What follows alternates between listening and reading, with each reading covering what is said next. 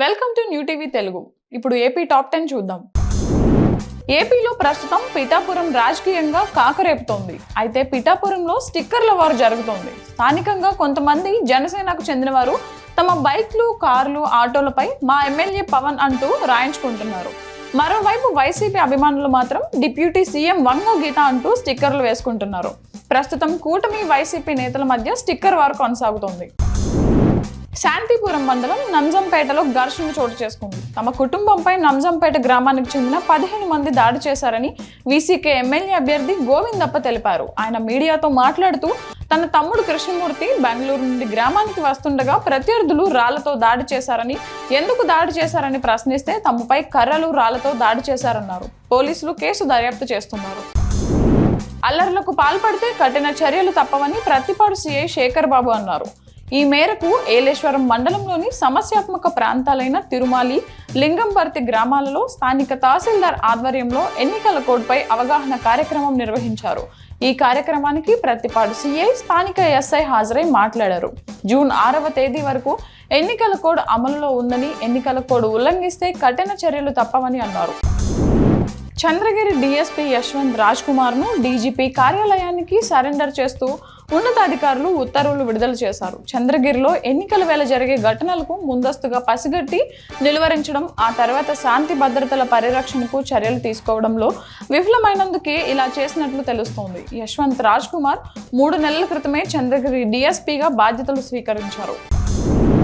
నెల్లిమర్ల నగర పంచాయతీ పరిధి కొండపేటలో హైనా హల్చల్ చేసింది. సమీపంలోని కొండపై నుంచి దిగిన హైనా కొండపేటలోకి చొరబడింది.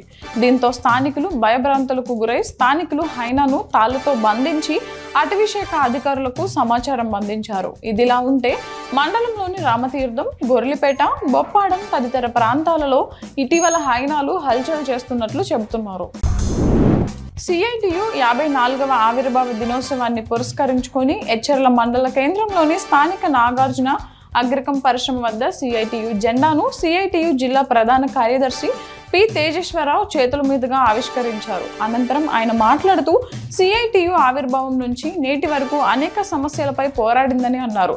ఈ కార్యక్రమంలో సిఐటియు నాయకులు తదితరులు పాల్గొన్నారు. గత సంవత్సరం రబీ పంటకు సంభవించిన తుఫాన్ ప్రభావంతో కురిసిన భారీ వర్షాలతో పంట నష్టపోయిన రైతులు ఈ సంవత్సరం ముందస్తు చర్యల్లో భాగంగా స్వచ్ఛందంగా మురుగునీటి కాలువల పూడికతీత పనులు చేపట్టారు. అమృతలూరు మండల గ్రామాల్లో మురుగునీటి కాలువల పూడికతీత పనులు ప్రభుత్వం చేపట్టకపోవడంతో మురుగునీరు పారుదల సక్రమంగా లేక పంటలు దెబ్బతిన్న క్రమంలో రైతులు ఈ ఖరీఫ్ సీజన్కు ప్రొక్లైనర్ సహాయంతో చర్యలు చేపట్టారు.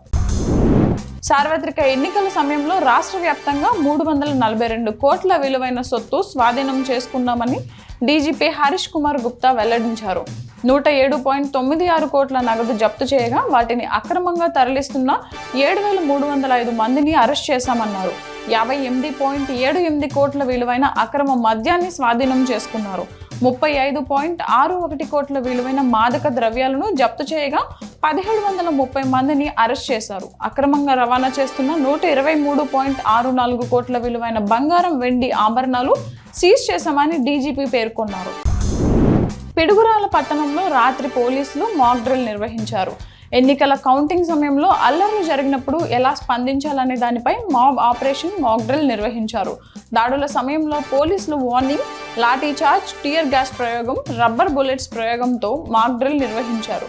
కార్యక్రమంలో ఎస్పీ డిఆర్సి రాజు, పట్టణ సిఐ, పోలీస్ యంత్రాంగం పాల్గొన్నారు.